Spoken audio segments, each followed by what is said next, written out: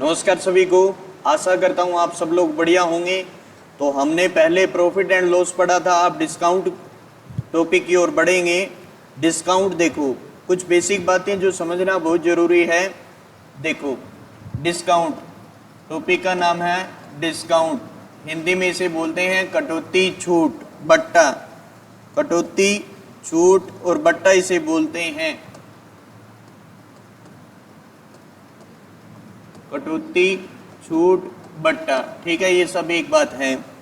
अब देखिए, कुछ बातें आपको बेसिक से बताते हैं। जैसे जब कभी भी आपको छूट निकालना हो तो आप हमेशा अंकित मूल्य माइनस विक्रय मूल्य करेंगे।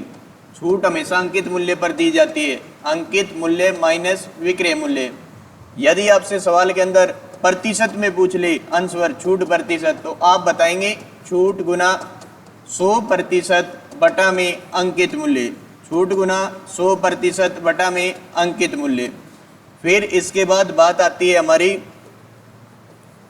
इसके बाद जब कभी भी आपको सीपी और एमपी का रेशियो निकालना हो, क्रय मूल्य और अंकित मूल्य का रेशियो अनुपात निकालना हो। देखो, सीपी का मतलब क्रय मूल्य, लागत मूल्य, खरीदना, ये सब एक बात है। एमआरपी होता है, वैसे उसे अंकित मूल्य, सूची मूल्य, एमआरपी बोलते हैं। मैं डायरेक्ट इसको एमपी लिख रहा हूं, ठीक है। तो आप डायरेक्ट फॉर्मूला लगाएंगे। जब सवाल के अंदर आपको छूट देता है और लाभ हानि प्रतिशत बोलता है, तो 100 माइनस छूट प्रतिशत अनुपात 100 plus minus profit and loss, यानी लाभ और हानि प्रतिशत, ठीक है। अब कुछ सवाल देखिए, हम चलेंगे सवालों की ओर। स्टार्ट करते हैं अपना पहला सवाल। देखिए, उसने बोला कि एक दुकानदार किसी वस्तु के अंकित मूल्य पर 20% की छूट देकर 96 रुपये में उस वस्तु को बेचता है, तो वस्तु का अंकित मूल्य बताइए। देखो, सबसे पहली बात, जब आप इस सवाल को सोल्व करेंगे तो कैसे सोल्व करना है। देखो, 20% की छूट है, तो 20% का मतलब होता है 1/5। 20% का मतलब 1/5। छूट के टॉपिक में जब छूट की बात आती है, ऊपर वाला नंबर हमेशा माइनस होता है। तो यहाँ पे हम लिखेंगे एमपी, आपका एमपी अंकित मूल्य, एमपी लिख दिया मैंने, और बाद में एसपी लिख दिया। एमपी देखो, मैंने बोला कि डिस्काउंट आपका एमआरपी पर होता है, तो 5 रुपये की कोई जो प्रिंट था उसके ऊपर लिखा हुआ था एमआरपी, लिखा हुआ था किसी पेन के ऊपर, और 1 की छूट दी तो कितने में बेच दिया, 4। देखो, इस सवाल में आपको क्या निकालना है, अंकित मूल्य।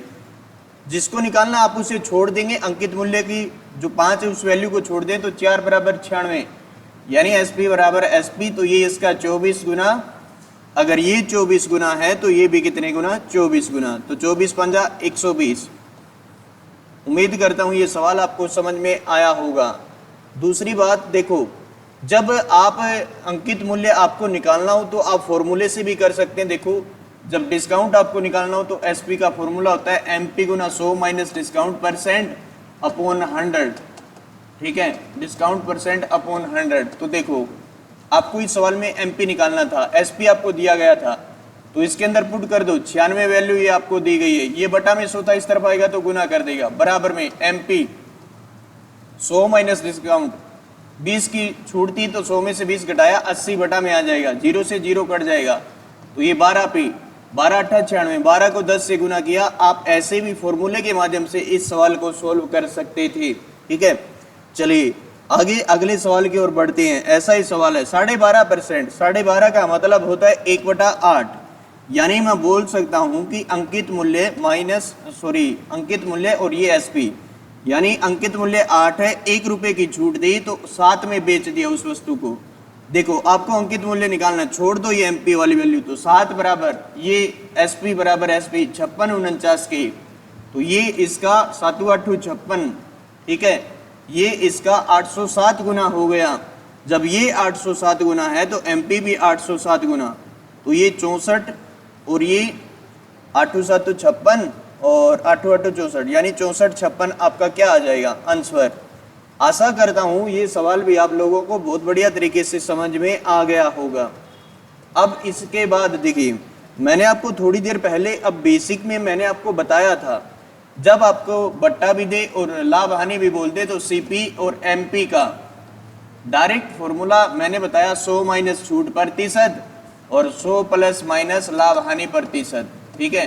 ये बातें मैंने आपको बताई, लाभ होगा तो जोड़ देंगे, हानि होगा तो घटा देंगे, ठीक है। तो यहाँ पे देखिए आप इस सवाल के अंदर छूट दिया 100 मान लो आप वैल्यू को, 100 में से 20 घटाएंगे तो ये कितना आ जाएगा 80, और उसके बाद 10% का लाभ होता है तो 100 में 10 जोड़ दो 110, 0 से 0 कट गया। उसने पूछा कि अंकर्य मूल्य और अंकित मूल्य का अनुपात 8:11। इस सवाल में एक बात और नोट करिए, एक पार्ट और भी पूछा जा सकता है, आपसे ये बात पूछ सकता है कि जो अंकित मूल्य है कर्य मूल्य से कितना प्रतिशत अधिक है, तो आप बताएंगे 3 अधिक है 11, ये संख्या ज्यादा है, 3 ज्यादा है, 3/8 गुना 100%, तो 37.5% आप बोल देंगे। इसके बाद देखिए, इसके बाद जो हमारा सवाल आता है क्या है, देखो उसने बोला एक दुकानदार 30% की छूट देता है, वही सवाल है उसी टाइप का। तो सीपी और एमपी का रेशियो 100 में से 30 को घटाया 70 और ये 20 लाभ जोड़ दिया तो ये 120, तो इसका अनुपात बनेगा क्या 7:12। इसका अनुपात हमारा बन जाएगा 7:12, ठीक है। ये भी बड़ा इजी सवाल था। आगे देखिए, इसमें देखिए उसने बोला 12.5% का बट्टा देता है, वही तरीका सीपी और एमपी। 12.5 का मतलब होता है 1/8, डिस्काउंट है तो माइनस। फिर उसने बोला लाभ 37.5 होता है 3/8, लाभ है तो जोड़ देंगे।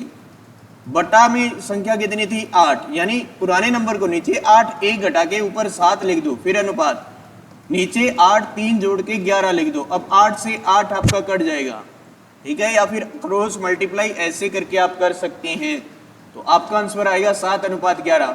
अब कुछ बच्चों का कंफ्यूजन ये है कि इसमें 100 क्यों नहीं माना। देखो जब सही बटा में कोई भी आपसे पूछे सवाल के अंदर तो आप डायरेक्ट इसका फ्रैक्शंस बना लें, ठीक है। आप 100 मानकर भी इस सवाल को सोल्व कर सकते थे। अब पीछे वाले सवाल जरूरी नहीं है 100 मानने से सोल्व हो जाएंगे, आप ऐसे भी फ्रैक्शंस बना के भी सोल्व कर सकते हो। जैसे देखिए ये सवाल मैं आपको बताता हूँ, 30% का बट्टा था तो सीपी और एमपी, ठीक है। तो कर्य मूल्य और अंकित मूल्य का अनुपात आपसे पूछा, तो 30% का मतलब 3/10, तो 10 में 3 घटा दो 7।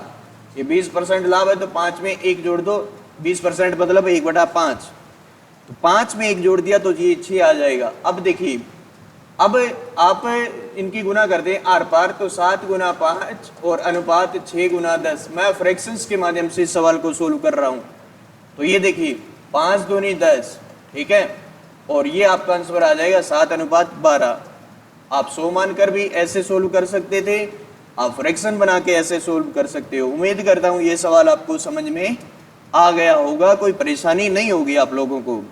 अब ऐसे इसी सवाल के अंदर देखिए, बट्टा दिया और आपको लाभ हानि दिया और आपसे पूछ लिया कि कर्य मूल्य और अंकित मूल्य का अनुपात बताइए, तो आप क्या करेंगे सीपी और एमपी का अनुपात बताएंगे। देखो 11 से 1/9 का मतलब होता है 1/9, ठीक है। 33 से 1/3 का मतलब होता है 1/3, लाभ है तो प्लस, डिस्काउंट है तो लेस कर देंगे। तो 9 में से 1 घटा दो, यहाँ पे 8 आएगा, नीचे 3 पुरानी वैल्यू के ऊपर लाभ है तो जुड़ जाएगा। देखो अब क्रॉस मल्टीप्लाई, सबसे पहले 8 गुना 3 लिख दें आप, उसके बाद 9 गुना 4 लिख दें, जो नंबर कटता है काट दें, 3 तिया 9, 4 दूनी 8, यानी आंसर 2 कितना बोल देंगे आप 3। आंसर आपका कितना आ जाएगा 2:3। ये सवाल भी आपको समझ में आ गया होगा, ठीक है। आगे चलते हैं अब हम, ठीक है। देखो अब इस सवाल के अंदर आपको वही चीजें सेम ऐसे ही करनी है, लेकिन उसमें एक पॉइंट और ऐड कर दिया। इसमें आपको अंकित मूल्य दे दिया और क्रय मूल्य आपसे पूछा है, तो कोई घबराने की जरूरत नहीं है, सेम वही प्रोसीजर है हमारा। सबसे पहले सीपी और बाद में क्या लिखेंगे एमपी। छूट है, देखो डायरेक्ट ऐसी वैल्यू आती है तो 100 मान लें, जब सही बटा में आता है तो आप फ्रैक्शंस बना लो, उसको ऐसे सोल्व कर लो। तो 100 में से 20 को घटाया 80 आ गया और 10 जोड़ दिया लाभ में, 100 में 10 तो 110, तो 0 से 0 कट गया आपका, ठीक है। तो आपको इस सवाल में क्रय मूल्य निकालना था, सीपी निकालना था, छोड़ दो बाकी बराबर कर दो, तो 11 बराबर है 1100 के, तो ये इसका कितने गुना हो गया 100 गुना। जब ये चीज 100 गुना है तो ये भी कितने गुना हो जाएगी 100 गुना, तो आंसर कितना आ जाएगा 800। उम्मीद करता हूं ये सवाल आपको समझ में आया होगा। अब आगे देखिए, एक दुकानदार अपने ग्राहकों को 10% की छूट देता है, फिर भी 20% लाभ कमाता है। उस वस्तु का अंकित मूल्य कितना होगा जिसकी लागत या क्रय मूल्य एक बात होती है 450 रुपये है। देखो ये अलग टाइप का है, पिछले वाला थोड़ा अलग था। पिछले वाले सवाल के अंदर आपको क्या पूछा गया था, आपसे पूछा गया था, देखते हैं, आपसे पूछा गया था क्रय मूल्य, और इसमें आपको अंकित मूल्य निकालना है। बस यही डिफरेंस है इस टाइप में और पीछे वाले में। तो यहाँ पे देखिए सीपी और आप लिख दें एमपी, एमआरपी बोलते हैं वैसे इसे, ठीक है, मैं एमपी लिख रहा हूँ। तो 10 की छूट देते तो ये 90 आएगा, और 20 लाभ है तो 100 में 20 जोड़ दो। आप फ्रैक्शन बना के भी सोल्व कर सकते थे। तो ये 3 तिया 9, 3 चौका 12। अब देखो आपको कौन सा मूल्य निकालना है, अंकित मूल्य छोड़ दो, बाकी बराबर कर दो। ये 4 वाली वैल्यू छोड़ दो, 3 बराबर है कितने की, 450 की। ये इसका 150 गुना है। जब ये 150 गुना है तो एमपी भी कितने गुना हो जाएगा, 150 गुना। तो अंश पर आप कितना बोल देंगे, 600। आशा करता हूं ये बात भी, ये सवाल भी आपको समझ में आ गया होगा, ठीक है। अब आगे की ओर बढ़ते हैं, अगले सवाल की ओर। इसी टाइप का सवाल है, देखो उसने बोला एक व्यापारी अपनी वस्तुओं के मूल्य इस प्रकार अंकित करता है कि नगद भुगतान के लिए 12.5% की कटौती के बाद भी 20% का लाभ होता है। तो उस वस्तु का अंकित मूल्य क्या होगा जिसे उसने 210 रुपये में खरीदा है। तो आपको क्या करना है, यहाँ पर देखो वही सीपी और एमपी लिखेंगे। यहाँ पे कर देते हैं सीपी और क्या लिख देंगे, एमपी। देखो 12.5%, देखो एक हम इस सवाल को जब सोल्व करेंगे तो एक फ्रैक्शंस के अंदर आप इन चीजों को लिख लें, या तो फ्रैक्शन इनके भिन्न बना लें, या आप इनको 100 के माध्यम से सोल्व कर लें, दोनों में से एक काम कर लें, ठीक है ना। तो मैं भिन्न बना देता हूँ। 12.5 का मतलब 1/8 होता है, ठीक है, कटौती है। 8 में घटा दो 7, फिर देखो 20% 1/5 होता है, 5 में लाभ है, जोड़ दो 6। तो ऐसे गुना कर दो, 7 5 35 और 8 6 48, ठीक है। आपको अंकित मूल्य निकालना है इस सवाल में, ठीक है, सीपी दिया हुआ है, अंकित मूल्य छोड़ दो, ठीक है। 35 बराबर लागत, ये 210, ये इसका 6 गुना है, 35 का 210 होता है, ठीक है। जब आपका सीपी 6 गुना है तो एमपी भी कितने गुना हो जाएगा, 6 गुना। तो देखो 6 8 48, 6 चौक 24 और 4 28, तो 288 रुपये आप इसका क्या बोल देंगे, इसका अंकित मूल्य आप बोल देंगे। आशा करता हूं ये सवाल भी आपको समझ में आ गया होगा, ठीक है। अब देखिए एक व्यापारी अपनी वस्तुओं के मूल्य इस प्रकार अंकित करता है कि वही सेम है, ठीक है। यहाँ पे कटौती है और यहाँ पे लाभ है, तो सीपी और डायरेक्ट एमपी। कटौती है 14 से 2/7 1/7 होता है, तो 6/7 हो जाएगा। और ये 9 से 1/11 1/11 होता है, तो 12/11। आप ऐसे काट भी सकते हो, 6 दूनी 12, तो 11 और अनुपात ये कितना, 14। ये सीपी ये एमपी, ठीक है। क्या निकालना था इस सवाल में, अंकित मूल्य छोड़ दो एमपी को, बाकी बराबर। तो 11 बराबर है 121/22 के, यानी ये 11 एकम, 11 को 11 से गुना करेंगे 121 आएगा, और ये 1102 गुना हो गया शायद, ठीक है।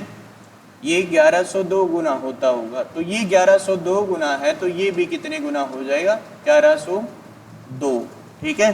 तो आप इस सवाल को ऐसे सोल्व कर लेंगे, आगे मल्टीप्लाई खुद को करना पड़ेगा आप लोगों को। चलिए आगे चलते हैं। अब हम देखो ये इस सवाल के अंदर थोड़ा टाइप चेंज है, मतलब बात को आपको थोड़ा सा कंफ्यूज करेगा। आपको ये बात बोली गई है, देखो किसी रेडियो का अंकित मूल्य 480 रुपये है, दुकानदार इस पर 10% छूट देने के बावजूद 8% लाभ कमाता है। यदि छूट नहीं दी जाए, ये लाइन इंपॉर्टेंट है, यदि कोई छूट नहीं दी जाए तो कितने प्रतिशत का मुनाफा या लाभ होगा।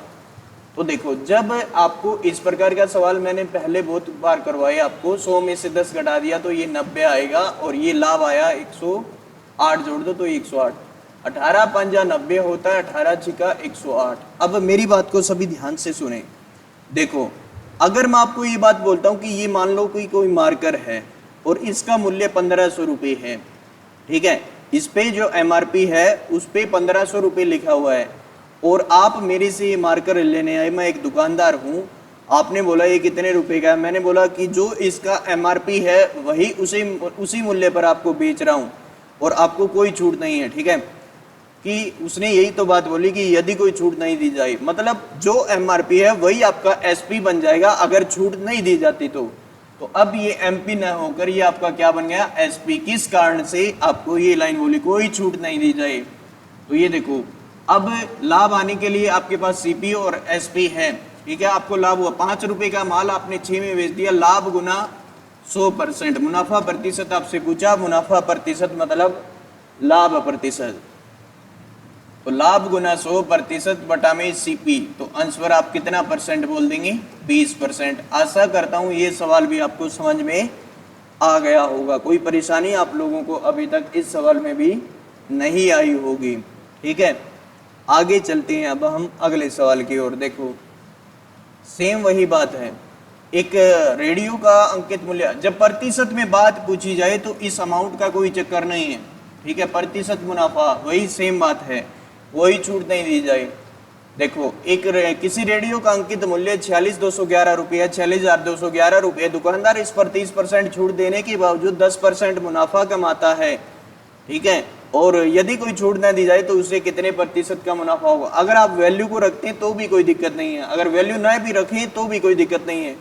तो डायरेक्ट इस सवाल को सीपी और एसपी एमपी के माध्यम से सोल्व करेंगे। तो 30 की छूट दी, ये 70, और ये कितना 10% का मुनाफा है तो 110, तो ये 0 से 0 कट गया। अब कोई छूट नहीं दी जाए, कोई छूट नहीं दी जाए, इसका मतलब जो आपका एमपी है वही आपका क्या बन जाएगा, एसपी, ठीक है। तो यहाँ से देखो 7 का माल 11 में बेच दिया, आपको लाभ हुआ कितने का, लाभ गुना 100% बटा में सीपी कितना 7, ठीक है। तो 400 बटा 7 यानी 4 बटा 7 होता है आपका, 4 बटा 7 होता है आपका लाभ होगा 57 सही 1 बटा 7% का मुनाफा या लाभ एक ही बात होती है। आपको कंफ्यूज करने के लिए आपको मुनाफा बोल दिया, कोई बड़ी बात नहीं है इसमें।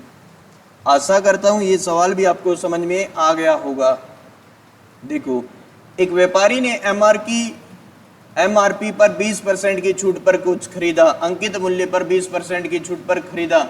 अगर वह 20% की छूट देने के बाद भी उन्हें इतनी कीमत पर चिन्हित करना चाहता है कि तब भी उसे 25% का लाभ होता है, तो बताइए कि नया अंकित मूल्य पुराने अंकित मूल्य से कितना प्रतिशत अधिक है। 2 प्रकार के सवाल आपसे पूछ सकता है, एक तो आपको ये बोल सकता है कि नए अंकित मूल्य और पुराने अंकित मूल्य का अनुपात क्या है, दूसरा आपसे ये पूछ सकता है कि नया अंकित मूल्य पुराने अंकित मूल्य से कितना प्रतिशत अधिक है।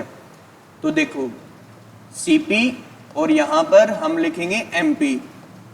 देखो खरीदा 20% की छूट एमआरपी पर खरीदा, तो 100 में से 20 की छूट दी तो ये 80, ठीक है। देखो खरीदा, इस वजह से इसको सीपी लिख दिया। ये आपका ओल्ड है, ओल्ड एमपी है, ठीक है। इसके बाद ओल्ड सीपी और एमपी है। इसके बाद ये बोल रहा है कि सीपी और एमपी। देखो ये न्यू जो नया है उसके हिसाब से चलेंगे हम। जब आपको डिस्काउंट भी देता है और लाभ आने भी देता है तो 100 में से 20 घटा दो, इसे 80 लिख देंगे और इसे कितना लिख देंगे, लाभ है 25 का तो 125। देखो आपकी जेब से जो लागत है, खर्चा है, वो आपका एक जैसा रहेगा, सीपी आपका एक जैसा रहेगा, बाकी एमपी आपका चेंज हो सकता है, कोई दिक्कत नहीं है, ठीक है। ध्यान रखना सीपी आपका हमेशा एक जैसा रहेगा। ये सीपी ओल्ड, ये सीपी नया, ये दोनों बराबर है। तो आपसे पहला पार्ट ये पूछा कि नया अंकित मूल्य 125 और पुराने वाला 100।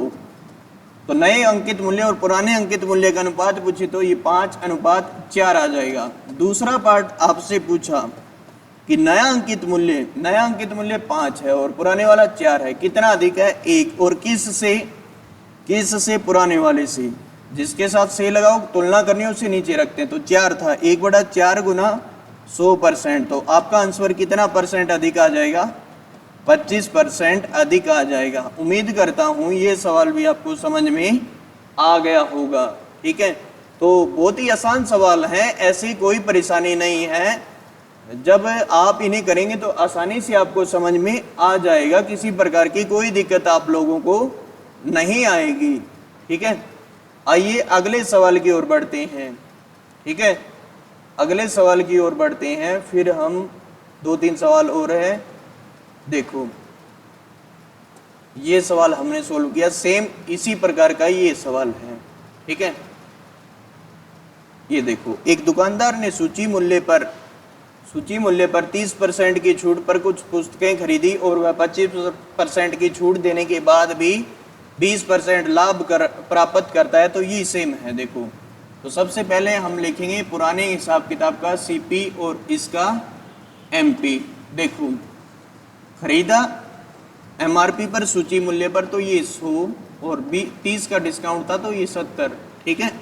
अब देखो ये नया हिसाब किताब सीपी और इसका एमपी का लागत मूल्य और अंकित मूल्य का। देखो इसमें बोला 25 की छूट के बाद भी, तो ये 75 आ जाएगा और लाभ 20 का, तो ये कितना आ जाएगा 120। काटो इसे, देखो ये 0 से 0 कटता है वैसे, ठीक है। 15 पे काट देते हैं, 15 5 75, 15 8 120, 15 5 75, 15 8 120। जब आप सोल्व करेंगे तो सीपी आपका एक जैसा रहेगा, मैंने पहले भी बताया आपको। तो ये 7 है, ये 5 है, तो 35 पे बराबर होते हैं। इस 7 को यहाँ पे गुना कर दो और इस 5 को आप यहाँ पे गुना कर दो, तो 5 7 35 और 5 दाए 50। ये देखिए 7 5 35 और 7 8 56, ठीक है। 2 प्रकार के सवाल आपसे पूछ सकता है, नया अंकित मूल्य और पुराना अंकित मूल्य। ये नया हिसाब किताब है और ये पुराना। सीपी आपका एक जैसा रहेगा, तो ये 56 और ये कितना आ जाएगा आपका 50। सॉरी, ये आपका नया अंकित मूल्य 56 और पुराने वाला 50। काट दीजिए इसे, तो 28 और 25, ठीक है। अगर दूसरा पार्ट आपसे पूछ ले कि नया अंकित मूल्य पुराने वाले से कितना अधिक है, तो 3 अधिक हो गया पुराने से 25 से, और परसेंट निकालने के लिए 100, तो 25 चौका 100 यानी 12% अधिक आ जाएगा आपका आंसर, ठीक है। आशा करता हूँ ये सवाल भी आप लोगों को समझ में आया होगा। तो आज हम इतना ही पढ़ेंगे, बाकी हम कल पढ़ेंगे। आशा करता हूँ आपको कोई दिक्कत नहीं आएगी। अगर कोई दिक्कत आती है किसी भी सवाल में, आप इसके कमेंट करिए और चैनल को सब्सक्राइब करिए और वीडियो को ज़्यादा से ज़्यादा शेयर करें। बहुत बहुत धन्यवाद आप सभी का।